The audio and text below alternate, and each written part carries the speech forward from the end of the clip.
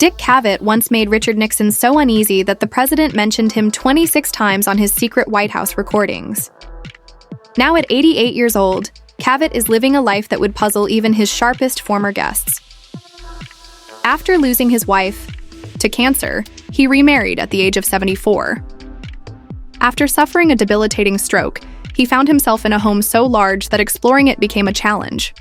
Just when he thought his career had ended, millions of Gen Z viewers rediscovered him through the internet. Last year, he even appeared in a rock music video. The man who spent decades interviewing the most iconic figures of the 20th century is now becoming a legend himself, but in ways no one could have foreseen. Born on November 19, 1936, Cavett's official birth certificate lists Kearney, Nebraska, yet he frequently claimed to have been born in Gibbon. Both towns are in Buffalo County, with Gibbon being where his family actually lived, and Kearney housing the nearest hospital. Over the years, Cavett gave inconsistent answers about his birthplace, sometimes joking about it on his own talk show. In one interview with Carol Burnett, he said Gibbon, while in others, he named Kearney. The uncertainty has never been fully resolved. Encyclopedias and media outlets list both towns.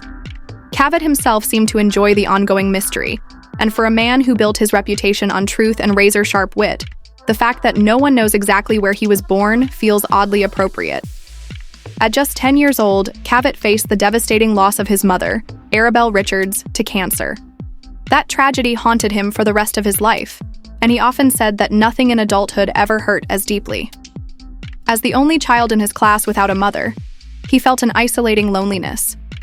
He vividly remembered overhearing his father say, "The thing that's killing her is that she'll never get to see how Dick develops." That sentence stayed with him forever, carving itself into his memory and adding to the weight of his grief.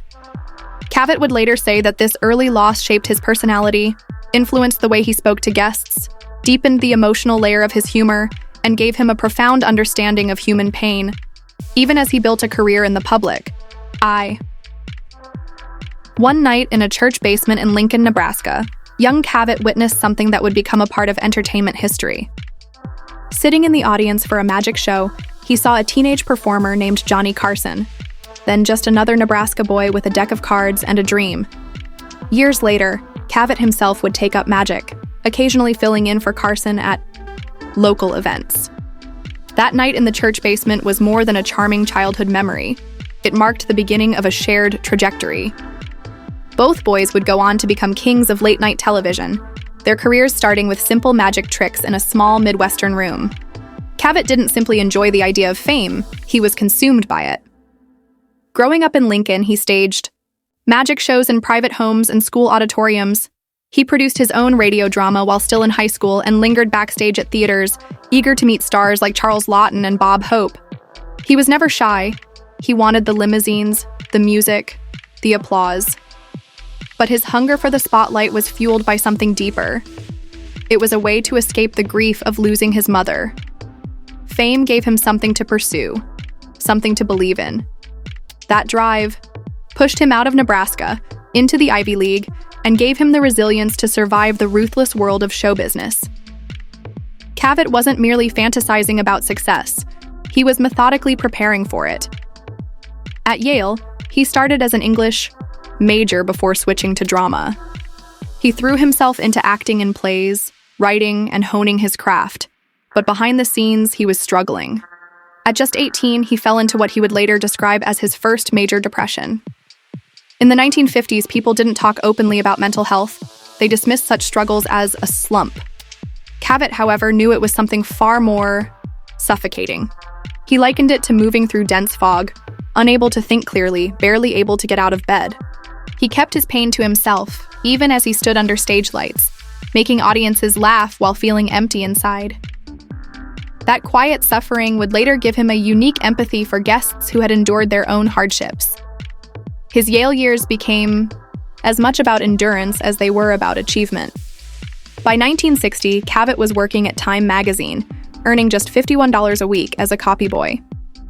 The job was going nowhere, but it gave him time to plot his next move. When he heard that Jack Paar, host of The Tonight Show, needed better jokes, Cavett took a gamble. He scribbled a handful of one-liners, sealed them in an envelope, and waited. outside Parr's dressing room. When Parr emerged, Cavett handed him the envelope. No introduction, no explanation. That very night, Parr read Cavett's jokes on air, and the audience roared with laughter.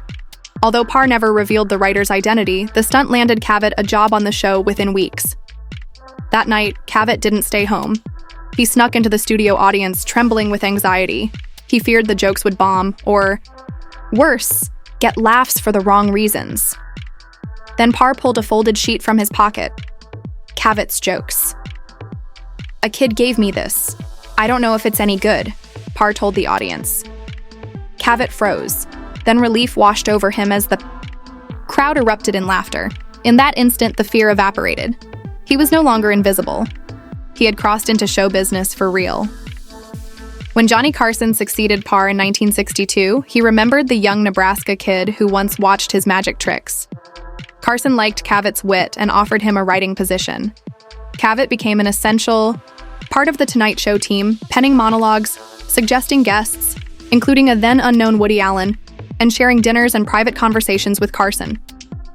In an industry where trust was rare, their friendship was genuine, with Carson even playfully calling him Richard. Cavett was no longer an outsider. He was helping shape the very voice of late-night television. In 1963, Cavett accepted a high-paying offer to join Jerry Lewis's new ABC variety show, earning $200 a week. But despite the network's massive $8 million per season investment, the production was a disaster. Microphones malfunctioned, lights failed, the live format collapsed, critics panned it, and audiences were bewildered. Only 13 episodes aired, before the show became one of television's biggest flops. Cavett later likened working there to being on the Hindenburg. Returning to Carson afterward felt humiliating, but it taught him a valuable lesson. Even the biggest stars could fall, and they could fall fast. In 1968, ABC made an unusual gamble by giving Cavett his own morning talk show. Debuting on March 4, his first guests were visionary thinker Buckminster Fuller and Oscar-winning actress Patricia Neal, who had just recovered from a stroke. The show didn't resemble typical morning television. There were no cooking demonstrations, no fashion, tips, no novelty acts. Instead, Cavett discussed science, literature, politics, and philosophy. The tone was sharp, sophisticated, and far too intellectual for sleepy morning audiences. Ratings faltered. The show was moved to new time slots multiple times, but Cavett refused to dilute his style. He wouldn't play dumb or chase cheap laughs, a choice that would later define his legacy. Then, in December 1969, ABC made an even bolder move. They put Cavett on at 11:30 p.m., directly opposite Johnny Carson, the undisputed king of late night. Both men were from Nebraska, both had a background in magic, but Cavett favored probing, challenging conversations, while Carson leaned toward comfort and entertainment. Viewers generally preferred Carson, but critics favored Cavett, praising his refusal to shy away from tough questions. His show lasted 5 years in that time slot, longer than anyone had survived opposite Carson before. Cavett's late-night show also became infamous for its unpredictable guest list. In 1973, he landed Katharine Hepburn for her first-ever television interview, a coup that stunned the industry.